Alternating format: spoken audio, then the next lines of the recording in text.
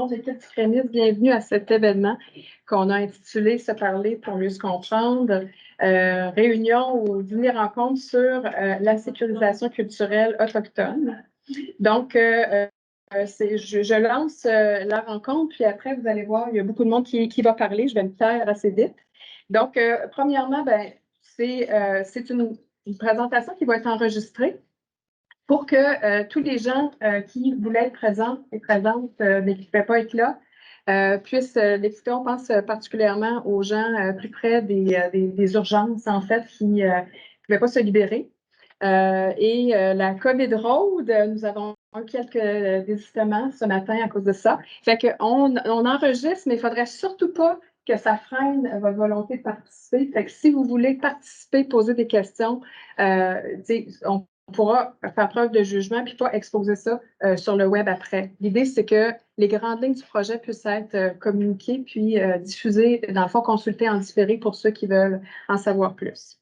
Donc, voilà. Vous allez voir, il y a une partie magistrale, mais il y a aussi une partie de sous-groupe qui ne sera pas trop structurée. On veut vous permettre de jaser entre vous. Donc, cette partie-là, évidemment, ne sera pas enregistrée.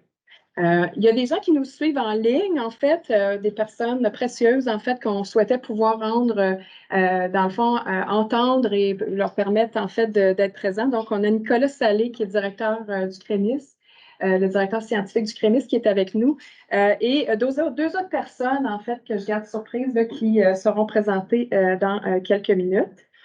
Donc, le CREMIS, si vous ne connaissez pas le CREMIS, c'est un très, très long acronyme. En fait, c'est le Centre de recherche de Montréal sur les inégalités sociales, les discriminations et les pratiques alternatives de citoyenneté du centre-sud de l'île de Montréal.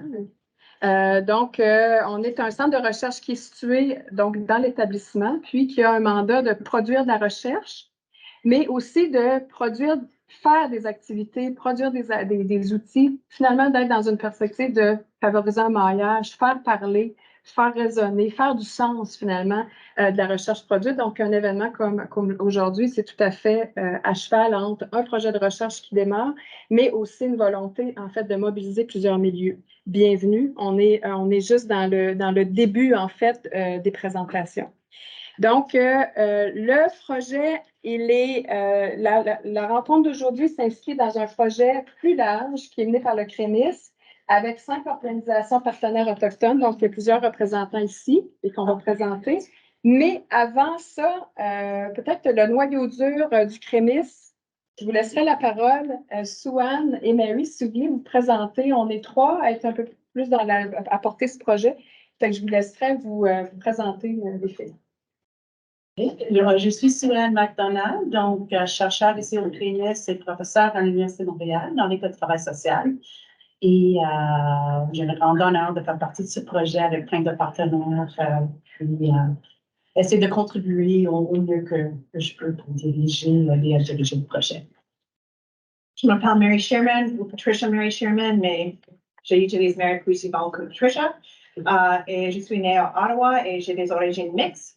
Et j'ai déménagé dans l'Ouest presque 20 ans pour poursuivre les études supérieures et j'ai revenu dans ce territoire en 2021 avec un doctorat en études sur les genres, la sexualité et les femmes. Mary se retrouve à avoir un pied au CREMIS et un pied dans un organisme communautaire autochtone qui sera présenté dans le projet des travailleuses de soutien autochtone. Donc, c'est intéressant d'avoir une personne qui est à cheval entre l'institutionnel et le communautaire dans le projet. Et je m'appelle Rachel Benoît, j'ai parlé avec beaucoup d'entre vous autour de la table. Je suis coordonnatrice de toutes les activités de transfert des connaissances au CREMIS. Voilà pour ce qui est de notre petite équipe. Il y a beaucoup d'autres membres de l'équipe du CREMIS qui soutiennent ce projet. Mais pour avancer un peu plus vite, j'y vais avec d'autres petits points. Donc, premièrement, on sait qu'il y a un rassemblement national sur les sépultures anonymes qui a lieu aujourd'hui à Montréal, à quelques kilomètres d'ici. Qui a sollicité aussi la présence de plusieurs de nos partenaires. Donc, on tenait, au nom de toute l'équipe du CREMIS, à remercier les Autochtones qui sont autour des tables de votre présence. Puis, c'est vraiment, encore une fois, un événement qui se déroule à quelques kilomètres d'ici. C'est sur René Lévesque, pas très loin, qui nous rappelle que les effets dévastateurs du colonialisme sont toujours actuels. C'est très contemporain, ce dont on parle aujourd'hui.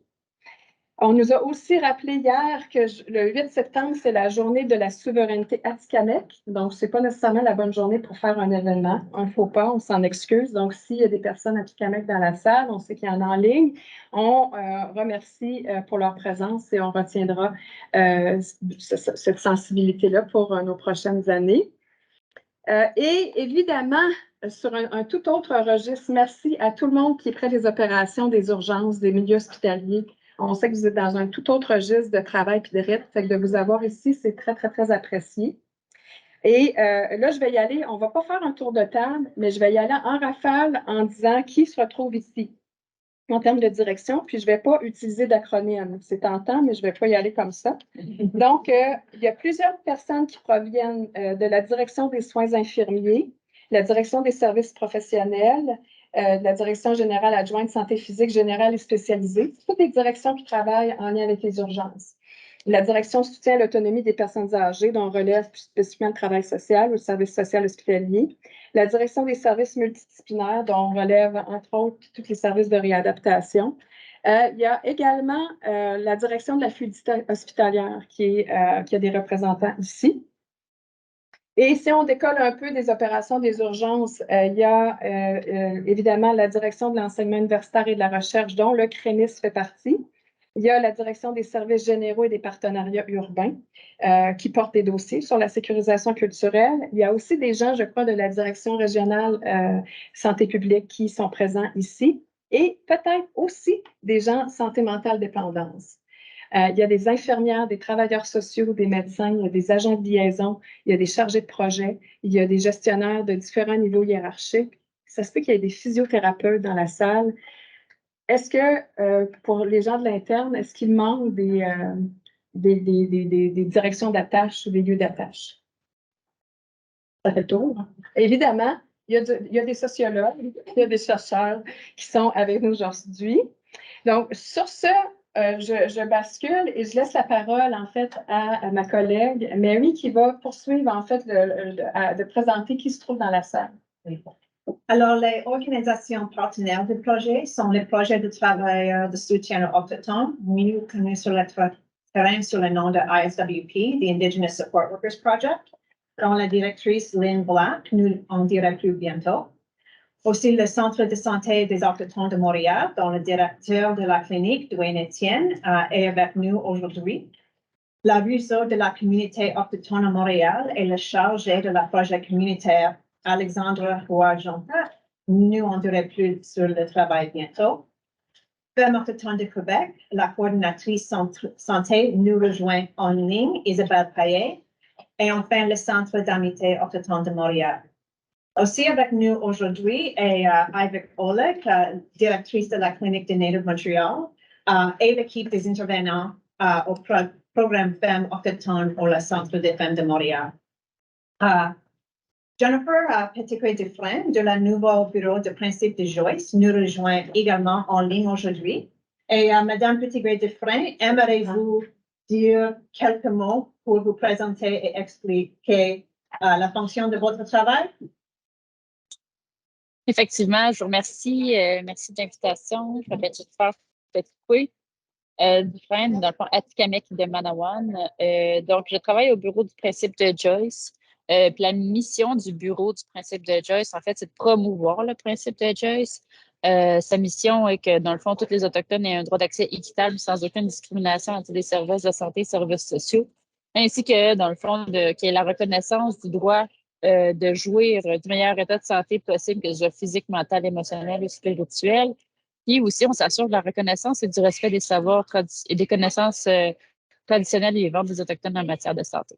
Pour ça, dans le fond, on travaille sur trois orientations majeures. Je veux dire comme ça, c'est le développement de partenariats au bénéfice d'Atikamekw-Naruzo, mais aussi des Autochtones en général. De faire des représentations, en fait, pour visant l'adoption du principe de Joyce par différentes instances en matière de santé et services sociaux, que ce soit au niveau plus organisationnel, sociétal, gouvernemental aussi, c'est-à-dire provincial et fédéral. Puis aussi, dans le fond, on a notre dernier volet qui est le développement, dans le fond, d'outils et le développement de projets pertinents qui va améliorer, dans le fond, la connaissance des usagers de la santé, mais aussi améliorer, dans le fond, les connaissances des professionnels de la santé des réalités autochtones. Voilà.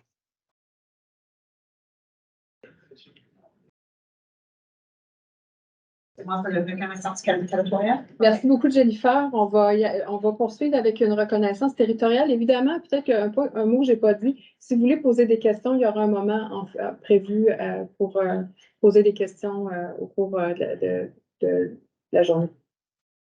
Merci. Nous avons approché plusieurs années que nous avons été recommandés par nos organisations partenaires pour ouvrir notre événement aujourd'hui. Mais on nous a informé que nous n'étions pas en mesure de trouver quelqu'un en raison de notre événement qui avait lieu. Je vais donc procéder à la reconnaissance de nos terres aujourd'hui. Oui, nous nous réunissons aujourd'hui dans le secteur de centre-sud de Sius, mais l'endroit où nous nous trouvons est connu depuis bien plus longtemps sous le nom de Georgiage pour le peuple d'Anigahara et de Muniang pour les Anishinaabe. Il était historiquement connu comme un lieu de rassemblement pour de nombreuses communautés des Premières Nations et il continue d'être un lieu de rassemblement pour ceux qui la connaissent sous le nom de Montréal. J'espère qu'aujourd'hui, nous respecterons les lignes continuées avec le passé, le présent et l'avenir dans le cadre de nos relations permanentes. Merci.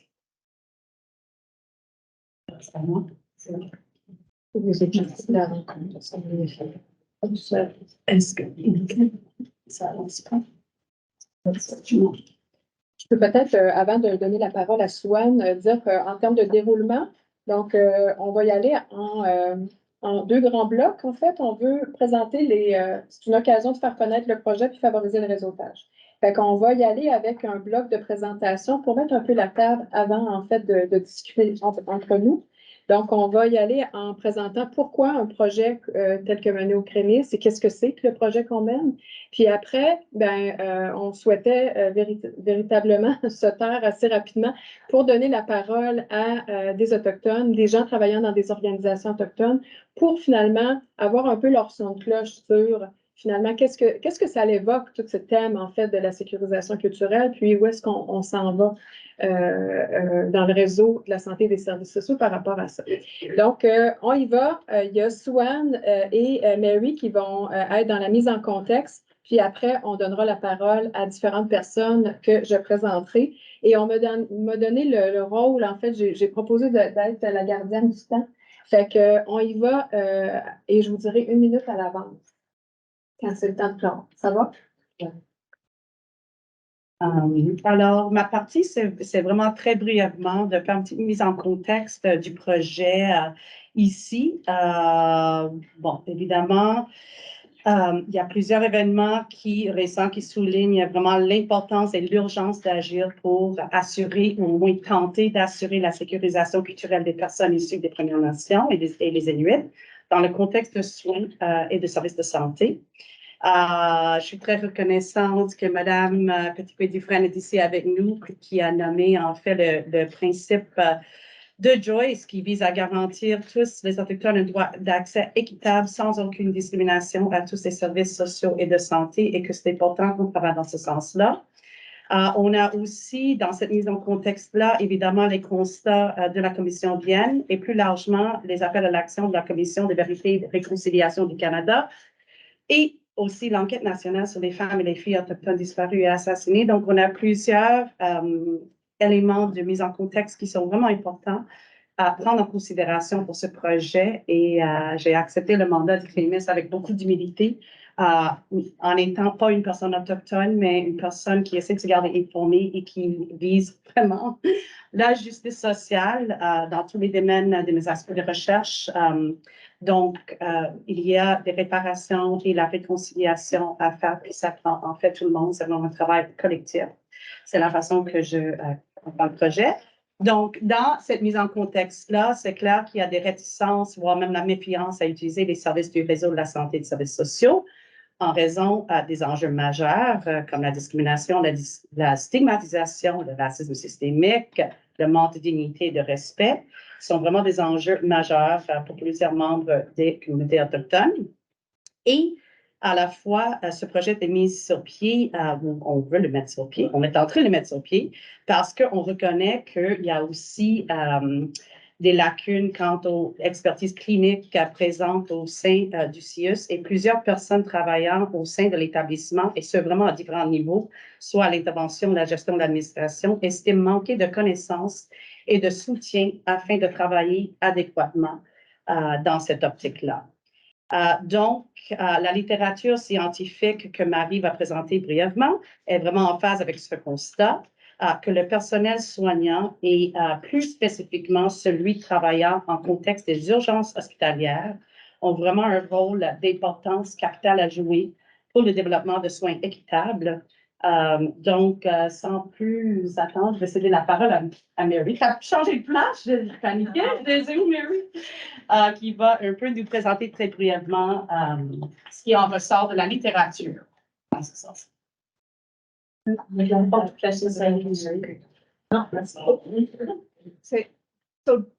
vient l'expression sécurisation culturelle? Le terme a été utilisé pour la première fois dans la littérature infirmière universitaire par une infirmière Maori et Rapatati Ramsden en 1992. La conscience culturelle, la sensibilité culturelle et la compétence culturelle sont des concepts similaires mais uniques que certains peuvent renverser au cours de leur voyage vers la circulation culturelle. Les différences entre ces termes et concepts sont importantes et nous espérons qu'aujourd'hui, nos intervenants nous donneront une idée de ce que signifie la circulation culturelle de leur point de vue professionnel.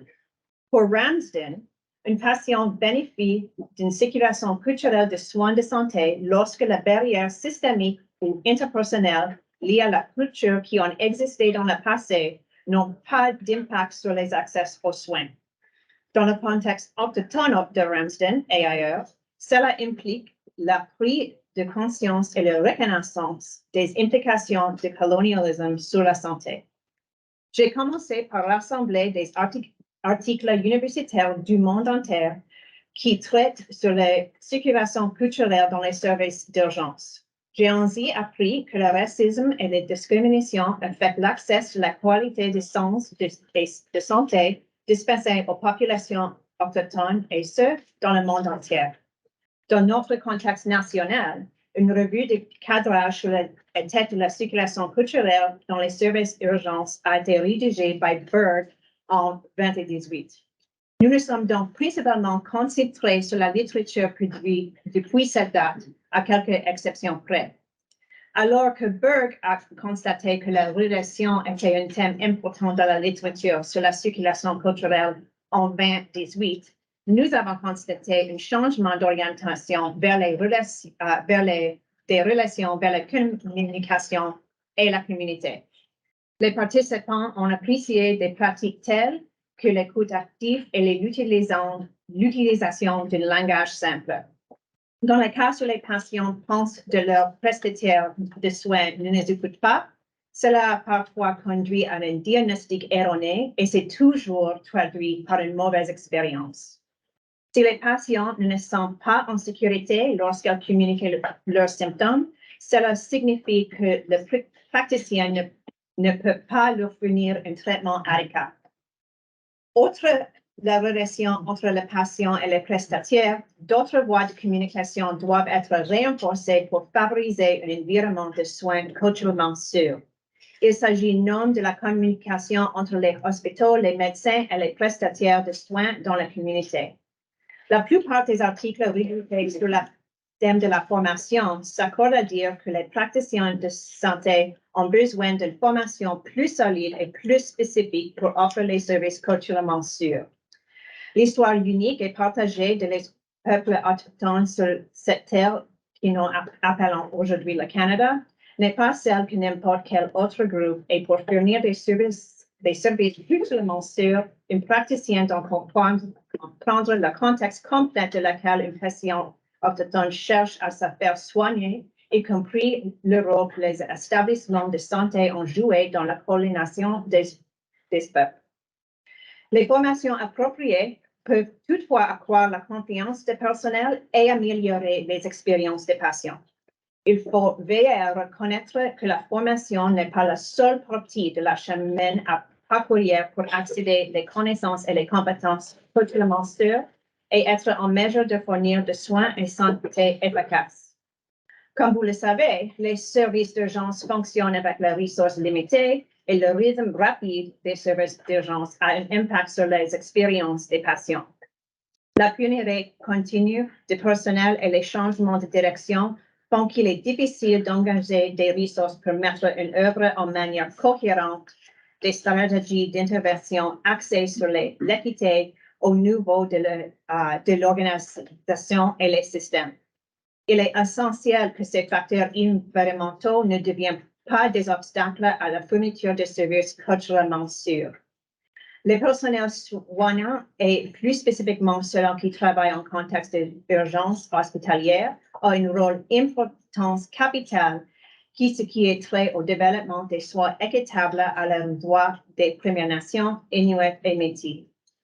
La littérature spécifique au Québec fait un changement dans la prestation des services de santé dans le contexte des organisations autochtones existantes, qui sait, espérons-le, attirerait certaines difficultés rencontrées par les services des gens. Toutefois, ces cliniques ne remplacent pas les services publics et renforcent l'importance de le premier thème souligné, l'importance de communication claire entre les différentes parties que fournissent des soins aux les patients autochtones. Merci.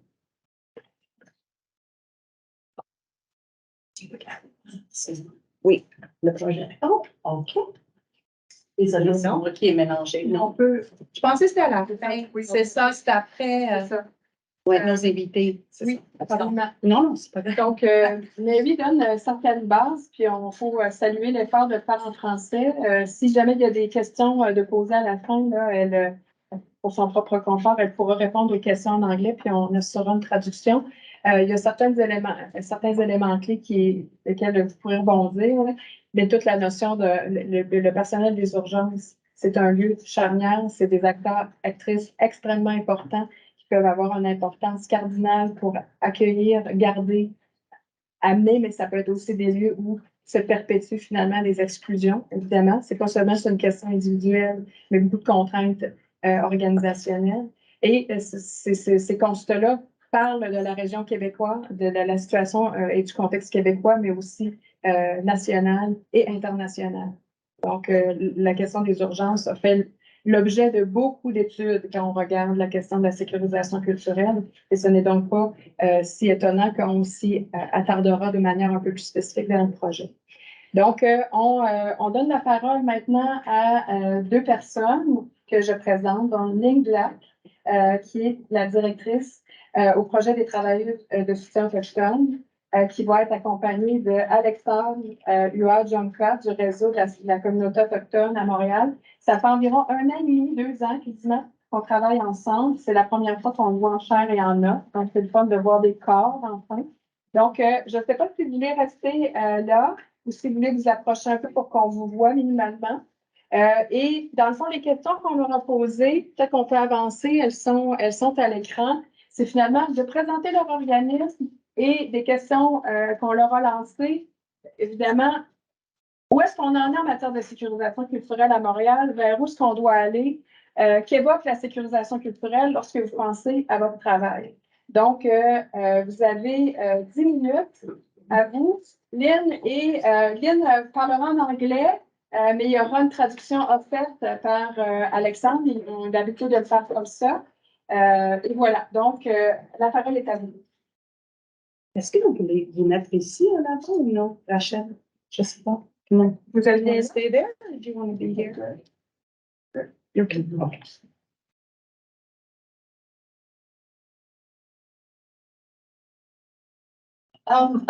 Hi, everybody. My name is Lynn Black. I'm Anishinaabe, and I grew up in Toronto, but I've lived on the West Coast for most of my adult life. And I worked in Vancouver's downtown east side doing frontline service with Indigenous people. And I moved to Montreal. I am at McGill doing my Master's of Social Work, and I am the director of ISWP currently. I was just going to give a little context of our organization's approach as an Indigenous organization that is practicing a decolonizing and a decolonial approach. But I hope you don't mind if I read because I'm very nervous. One of the main effects of colonization was residential schools, and that disrupted and impaired Indigenous people's ability to build relationships with ourselves and our families and our communities. The schools forced the separation of children from their families and their communities, and that in and of itself caused many generations of trauma. And also people experienced enormous amounts of abuse in these schools. And we know that now as intergenerational trauma. So what we provide as ISWP, our main goal is to provide an environment for learning and healing for our community members who are in a situation of homelessness. Many people have addictions and unsupported mental health conditions and very serious medical conditions. And those are the direct results of generations of trauma and exclusion and social and economic disparity. Yeah. Puis, aidez-moi, là, les autres francophones, c'est juste quelque chose d'important, là. Mais dans le fond, Lynn, elle travaille pour le projet de soutien de travailleurs autochtones, qui est un projet, dans le fond, dont le premier mandat, c'est de faire du travail dans la rue de façon décoloniale, et qui adresse vraiment la façon dont la colonisation a détruit la relation entre les personnes autochtones eux-mêmes, donc le développement de relations saines, notamment à travers les écoles résidentielles, qui a enlevé les enfants de leur famille, puis qui a détruit en fait cette passation-là des savoirs au niveau de comment se développer soi-même, puis comment entrer en relation avec les autres. Donc c'est vraiment un travail de proximité avec les gens, puis d'adresser par la mise en relation de meilleurs soins, puis aussi adresser en même temps les problèmes de santé mentale qui sont très graves, puis aussi tous les problèmes de comorbidité médicale avec les problèmes de santé mentale, etc., qui sont vraiment les plus surchargés au niveau des personnes autochtones qui sont à la rue. Puis, que vous le savez, mais les personnes autochtones sont surreprésentées aussi au niveau des personnes qu'on va retrouver à la rue, notamment pour du phénomène. So our community members are and have been severely excluded from everywhere in our society for a very long time. Our community members get kicked out of the hospital, get banned from shelters, and are harassed on the streets, and we get chased away by citizens. So what we do, our goal as an organization is to approach this problem in 3 ways. One is to provide direct services on the street by people experiencing homelessness for people experiencing homelessness. 2 is to create a healing environment for our community to overcome the hardships of generational trauma. And 3 is to make changes in the systems that we have to live in. So that people in our community can participate in making decisions that other people have so far made for them. We want to make our decisions for ourselves and our healthcare. So that's why we're participating with this CREMIS project and the other SUSE cultural safety programs, because we want to increase the accessibility of healthcare for our community members who have no access at all right now. People talk about corridors of healthcare, improving them, but our community members, they're not even in the corridor. They can't even get to the door. So we're hoping to, over the last year and the next couple of years, to increase our partnerships, to build to knowledge share with each other and just make things better. OK.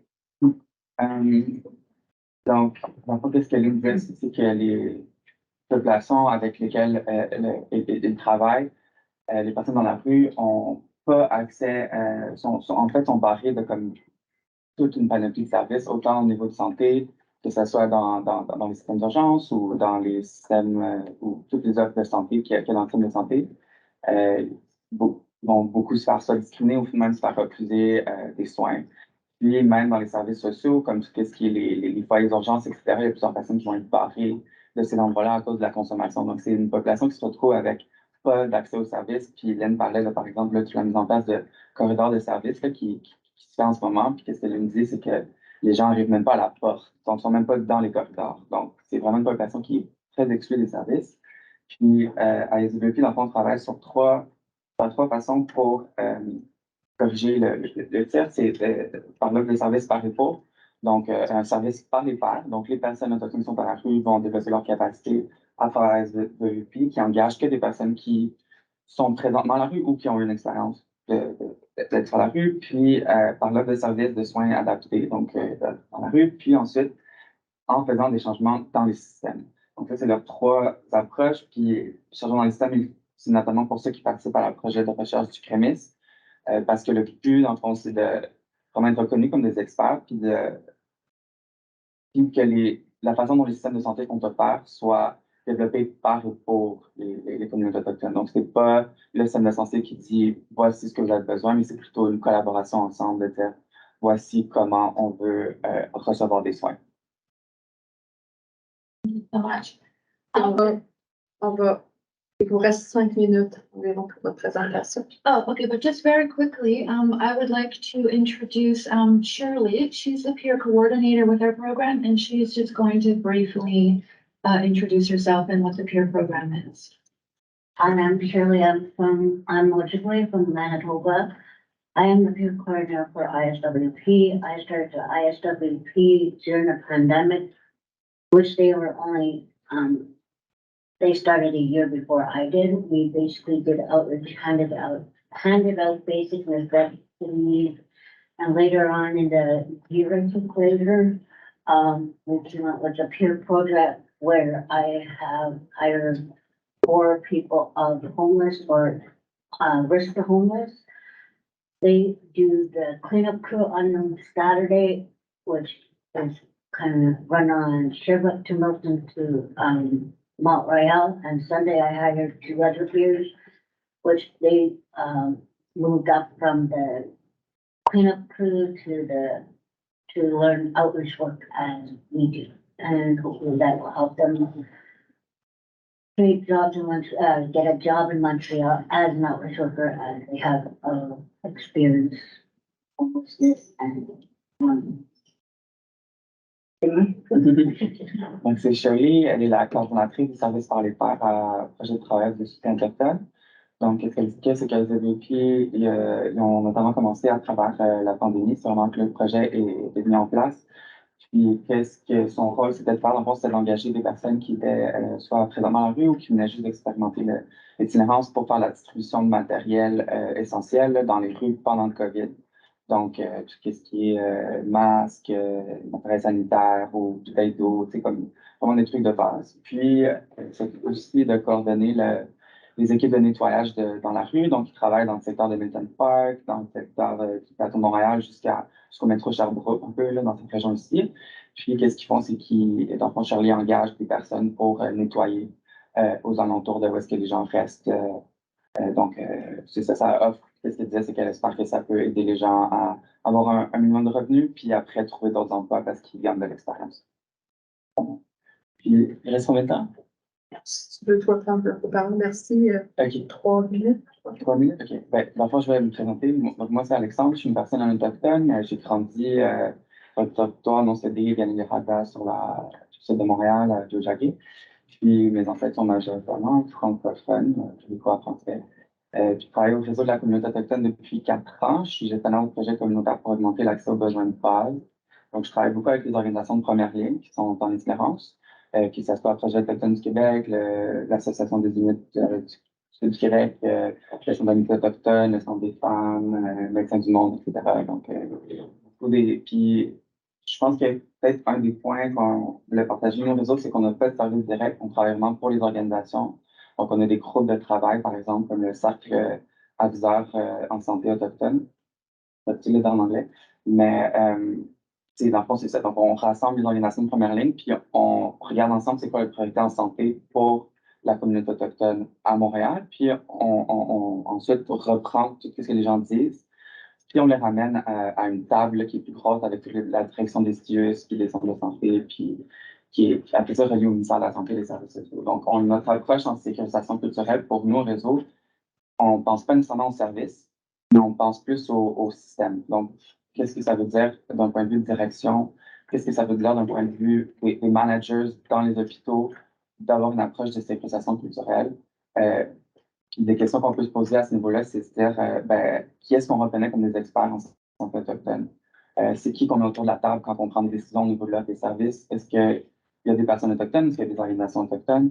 Puis après aussi, une des grosses orientations, parce que je n'ai pas beaucoup de temps, mais sur lesquelles on s'enroule beaucoup à Montréal, c'est l'autodétermination dans les services de santé. Donc, comment est-ce que le système québécois va composer un peu avec ces nouvelles approches-là au niveau de la communauté autochtone? Nos organisations ont vraiment grandi à travers la pandémie.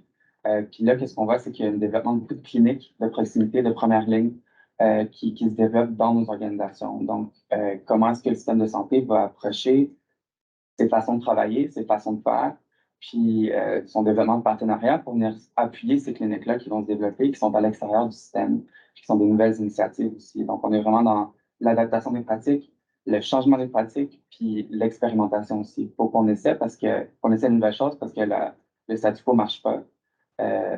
L'itinérance continue d'augmenter à Montréal en général, mais aussi dans la communauté autochtone. Les problèmes de santé se détériorent. Donc, quelque chose qui ne fonctionne pas, puis il faut que tous qu'on travaille ensemble pour développer de nouvelles pratiques. Puis pour nous, au niveau de sécurisation culturelle, ça veut dire développer ces partenariats-là entre les établissements, puis mieux travailler ensemble, d'un point de vue plus systémique que juste l'offre de services. Voilà. Merci beaucoup, Alexandre. Merci beaucoup, Cheryl. Est-ce qu'on va tranquillement aller avec nos deux autres invités, mais avant, il est midi moins 10. Il est 1h moins 10, en fait. Fait que je propose qu'on se prenne une boîte à manger, en fait. Là, je n'ai pas vu à quoi ressemble l'organisation derrière, mais je sais qu'il y a des offres végétariennes et des offres non végétariennes. Fait que si vous voulez, allez vous prendre quelque chose à manger puis revenir. Et tranquillement, on va reprendre, en fait, là, dans 3 minutes avec Lucie-Catherine Ouimet et Mathieu Morin-Robertson.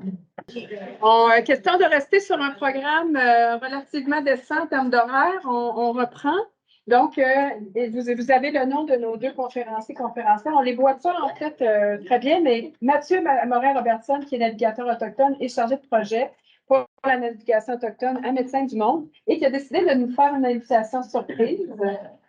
Donc, Lucie-Catherine Ouimet, qui est IPS, donc infirmière praticienne spécialisée, qui est à la fois un pied à Médecins du Monde et au Centre d'amitié autochtone de Montréal. C'est bien ça? C'est bien présenté? Oui. Fait que je vous laisse les questions, vous les avez. Je vous laisse la parole. Bonjour tout le monde, je m'appelle Mathieu Robertson, je suis un Minou de Masséache et un Québécois qui a grandi une partie de ma vie à Longueuil. C'est moins exotique.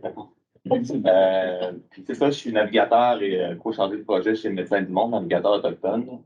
La navigation autochtone chez Médecins du Monde, nous, en fait, on fait du travail de proximité et on fait de l'accompagnement dans le réseau de santé pour s'assurer que les gens ont accès aux soins, les soins sécuritaires, puis qu'il y a un soin continu aussi. Donc, je suis content de voir que vous êtes venus aujourd'hui. On voit beaucoup de gens du terrain, ça c'est vraiment cool. Je trouve qu'on est une belle gang, qu'on commence à se voir plus souvent dans plein de secteurs. C'est aussi des gens qu'on rencontre de gestion, qu'on voit plus souvent, puis des nouveaux visages. Fait que c'est vraiment apprécié que vous preniez le temps de nous écouter et discuter de ça. Moi, au niveau de la santé, la première fois que j'ai travaillé en santé, je dirais, c'est quand j'ai commencé à travailler avec les plantes médicinales chez nous, pour un projet qui s'appelait le Parc Sacré, à notre tout West Wapikun. Puis on était invités à aller en territoire avec les aînés pour faire apprendre sur les plantes médicinales, puis les documenter, faire une base de données. Puis ce que je me suis rendu compte quand on allait en territoire avec les aînés qui nous apprenaient sur les plantes, c'était que la partie de la médecine, c'était pas juste la plante qu'on prenait. C'était tout le processus d'aller en territoire avec les aînés, de remercier la plante, de l'accueillir, de l'utiliser. C'était ça qui était la médecine, que la plante isolée n'était pas ça qui guérissait.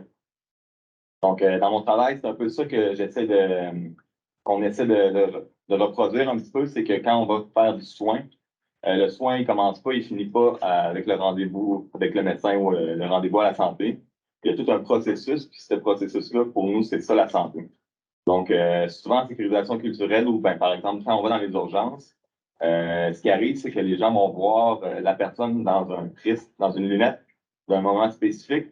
Et malheureusement, il n'y aura pas l'image globale de la personne, le contexte dans lequel la personne y va, son expérience de vie, puis aussi l'attrait aussi qui est vraiment important au niveau de la santé pour nous.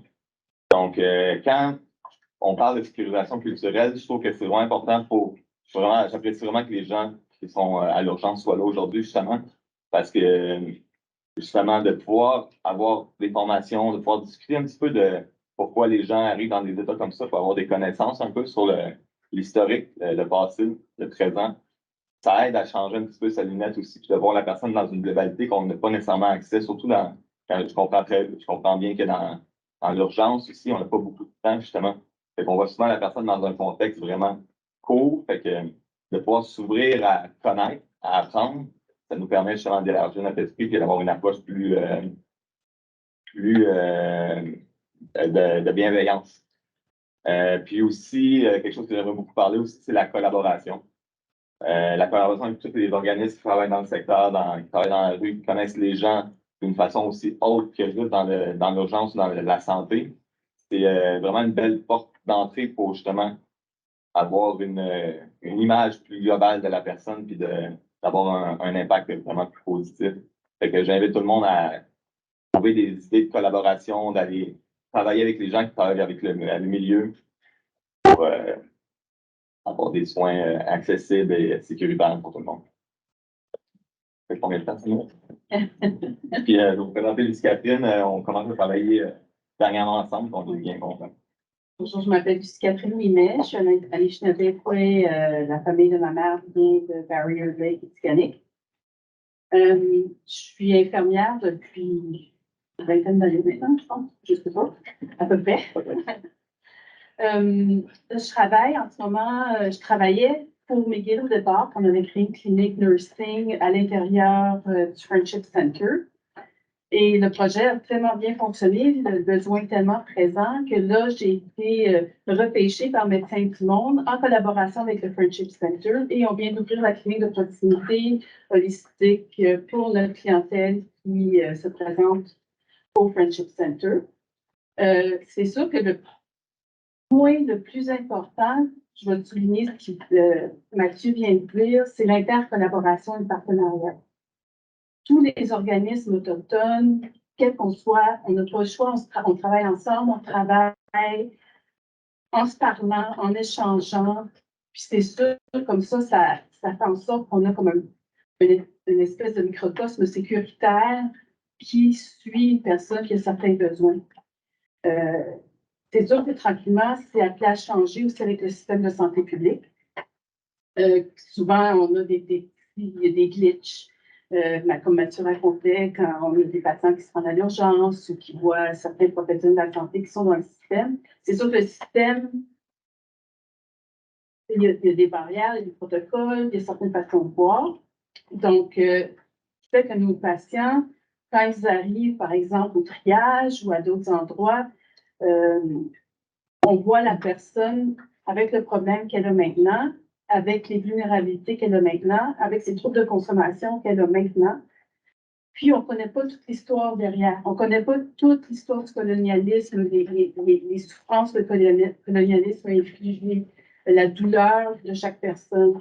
Ça, il ne faut pas négliger. Puis c'est pour ça que c'est important. Moi, je prône avec mes étudiants, quand j'ai des étudiants, c'est vraiment l'approche double IT. Je ne sais pas, il y a certains d'entre vous qui ont dû m'entendre parler. En nursing, c'est ce qui est souvent enseigné.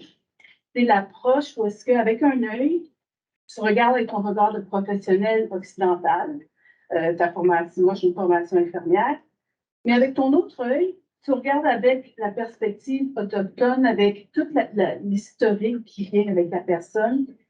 Puis le défi, c'est de regarder avec les deux yeux, tout en ayant les deux perspectives en tête. Les patients qui viennent me voir, ils me disent qu'ils viennent me voir au centre d'amitié autochtone parce qu'ils se sentent en sécurité là. Ils ne veulent pas aller dans le système de santé.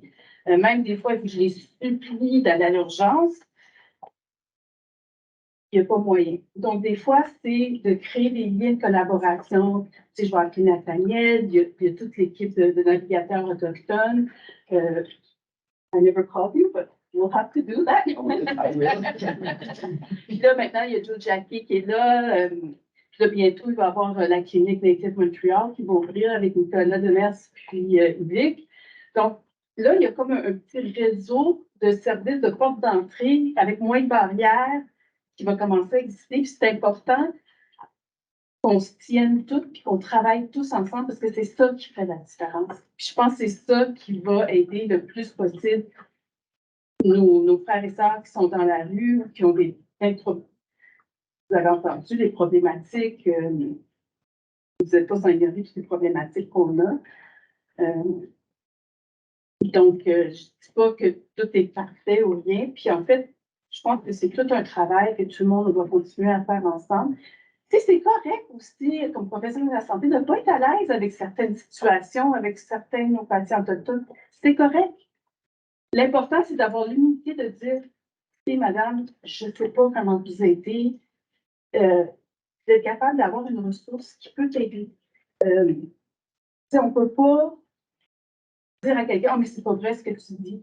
Beaucoup des patients, on a des patients qui nous disent, oui, mais je ne veux pas retourner à cet hôpital-là, j'ai été maltraitée la dernière fois. Puis là, ben, tu ne peux pas, toi, comme professeur, dire, ben non, ben, c'est correct, la prochaine fois, ça va être bon. Tu ne peux pas faire ça.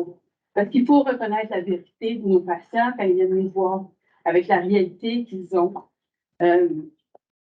Donc, c'est sûr que quand tu pars d'un principe que tu es éduqué de façon occidentale, avec la culture européenne, avec les balises de scientifiques européennes, il y a certaines réalités qu'on ne voit pas. Il ne faut pas oublier les autres réalités et les autres savoirs qui existent dans la pensée traditionnelle autochtone. Puis dans la pensée. Une minute, toujours arrêter. Puis, moi, je peux me parler sans les faire, s'il vous plaît. Mais c'est ça, je pense que c'est important qu'on tranquillement, on se connaisse tous, puis qu'on travaille ensemble pour notre clientèle qui est très, très, très vulnérable, puis qui a vécu des traumas épouvantables. Quand vous avez pensé que vous avez tout entendu, vous n'avez rien entendu. Donc, c'est la réalité. C'est important, je pense qu'on reste ouvert à cette réalité-là.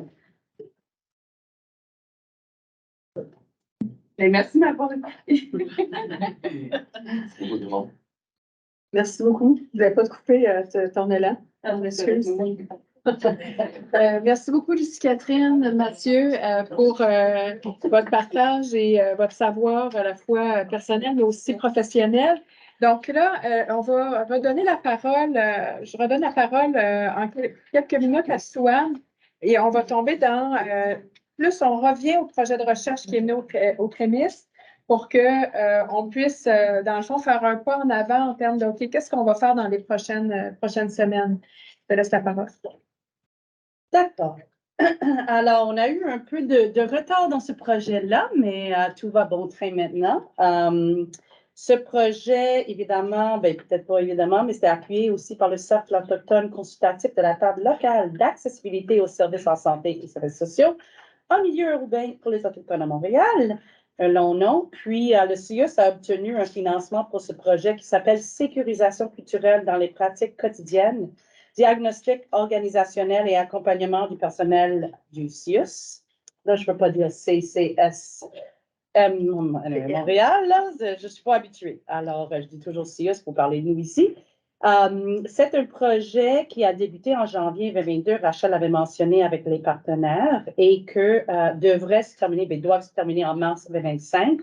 Ça s'appuie évidemment, comme vous avez pu constater aujourd'hui, en étroite collaboration avec les organisations autochtones mentionnées précédemment avec nos partenaires très privilégiés. C'est un projet qui a pour but de soutenir l'implantation de l'approche de sécurisation culturelle au sein du CIUS. Désolée, c'est vendredi, je suis fatiguée, c'est la rentrée. Hein? en s'attardant plus spécifiquement à produire un état de la sécurisation culturelle dans les urgences hospitalières, l'hôpital Notre-Dame et l'hôpital Verdun. Puis, plus spécifiquement, on va débuter le 19 septembre une première collecte via sondage en ligne qui va durer 3 semaines. Donc, il y a un questionnaire à l'intention du personnel plancher qui travaille dans les urgences de l'hôpital Notre-Dame et Verdun. Ça prend environ 30 minutes à compléter.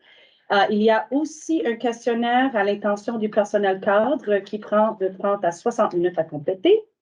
Nous remercions vraiment l'ensemble des personnes ici présentes qui aideront à maximiser vraiment le taux de participation. On espère avoir un bon taux.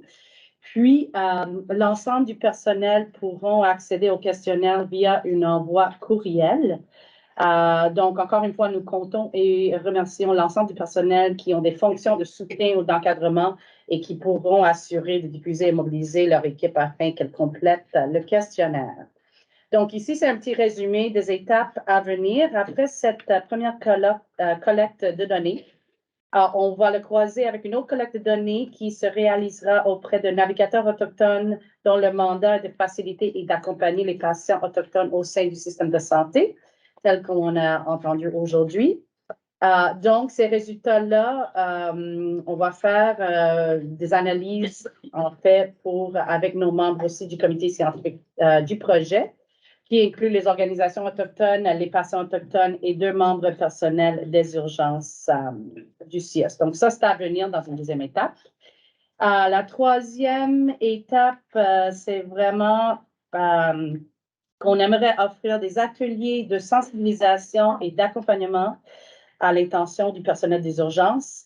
Et cela se réalisera plus au cours de l'année 2024. À la toute fin du projet, on souhaite développer des outils de sensibilisation comme des activités de formation, d'échange, capsules vidéo, etc., entre autres. Et on va les rendre accessibles via le site web du CREMIS pour que ça pourrait, on espère, inspirer d'autres démarches de recherche et d'accompagnement. À cela s'ajoute aussi un dossier web qu'on rendra disponible sous peu, là. Et là, c'est bon? Est-ce que j'ai à peu près tout résumé? Ben, je sais que le temps file, puis les gens doivent aussi se libérer, donc voilà. Je sais pas. Je ne veux pas te bousculer, hein. Ça me semble être bien. Jennifer, la parole est à toi.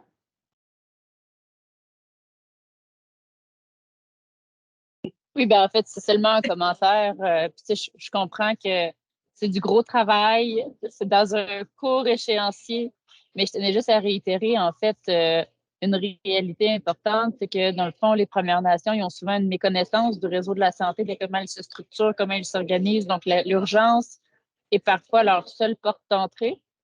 L'expérience qu'ils ont là-bas va souvent teinter aussi la perception qu'ils vont avoir du tout ensuite. Donc, c'est encore plus important d'aller chercher les enjeux, les moyens, en fait, d'améliorer la situation, que ce soit vraiment pour les professionnels, mais aussi au bénéfice là, des usagers. Donc, j'ai bien hâte de voir la suite de votre projet, puis je demeure disponible s'il y a quoi que ce soit en cours, pendant, après. Merci beaucoup, Jennifer.